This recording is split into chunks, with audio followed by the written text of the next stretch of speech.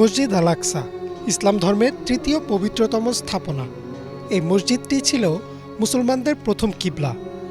মুসলিমদের অধিকারে থাকলেও বর্তমানে ইসরায়েলের দখলে রয়েছে এই পবিত্র মসজিদটি। মসজিদ আল আকসার অতীত ও বর্তমান নিয়েই আজকের আয়োজন। আকসা শব্দটির অর্থ হচ্ছে দূরে। মসজিদ আল আকসা শব্দটির অর্থ হচ্ছে দূরের মসজিদ। ঐতিহাসিকদের মতে ইব্রাহিম আলাইহিসসালামের কাবা নির্মাণের ৪০ বছর পর হজরত ইয়াকুব আলাইহিসসালাম জেরুজালেমে মসজিদ আল আকসা নির্মাণ করেন। পরবর্তীতে হজরত দাউদ আলাইহিসসালামের নির্দেশে হজরত সুলাইমান আলাইহিসসালাম মসজিদটি পুনর্নির্মাণ করেন। কুরআন নাজিলের আগ পর্যন্ত মসজিদটির নাম ছিল বাইতুল মাকদাস। পরবর্তীতে পবিত্র কোরআনে এর নামকরণ করা হয় মসজিদ আল আকসা।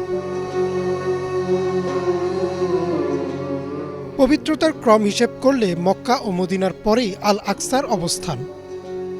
কাবার পূর্বে মুসলিমদের কিবলা ছিল এই মসজিদটি, অর্থাৎ মহানবী সাল্লাল্লাহু আলাইহি ওয়াসাল্লাম সহ শুরুর দিকে মুসলিমরা আল আকসার দিকে মুখ করে নামাজ আদায় করতেন। আল্লাহ কোরআনে যে কয়টি পবিত্র স্থানের নাম উল্লেখ করেছেন তার মধ্যে আল আকসা অন্যতম। হাদিসের মতে মিরাজের রাতে মহানবী সাল্লাল্লাহু আলাইহি ওয়াসাল্লাম মক্কা থেকে প্রথম মসজিদুল আকসায় যান এবং সেখানে পূর্ববর্তী নবী রাসূলদের সাথে 2 রাকাত নামাজ আদায় করেন। মসজিদ আল আকসা কোনো একক মসজিদ নয়, এটি একটি প্রাঙ্গণ যেখানে আরও 5টি মসজিদ রয়েছে। 27 একর ভূমির উপর অবস্থিত এই মসজিদে একসঙ্গে প্রায় 5000 মানুষ নামাজ আদায় করতে পারে।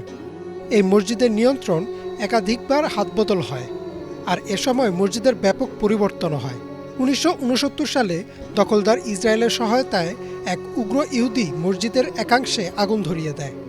শুধু তাই না, এরপরও বেশ কয়েকবার মসজিদের নিরস্ত্র মুসল্লিদের উপর হামলা চালায় দখলদার বাহিনী।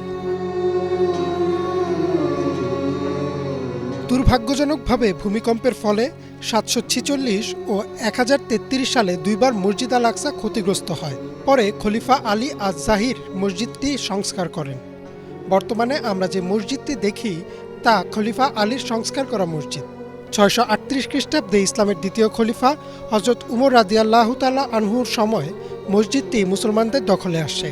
এর প্রায় 450 বছর পর আবারও মসজিদটি নিয়ে ইহুদি, খ্রিস্টান ও মুসলিমদের মধ্যে দ্বন্দ্ব শুরু হয়।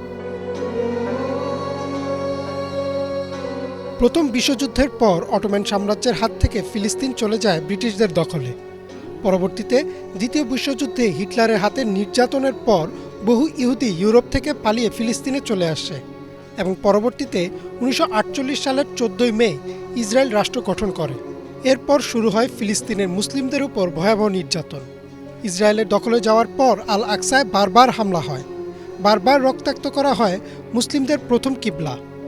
তবে কোরআন ও হাদিসের ভাষ্য অনুযায়ী মুসলিমদের বিশ্বাস শীঘ্রই আবারও আল আকসা মসজিদ মুসলমানদের দখলে আসবে। ইমরান মাহমুদ, বাংলা ভিশন।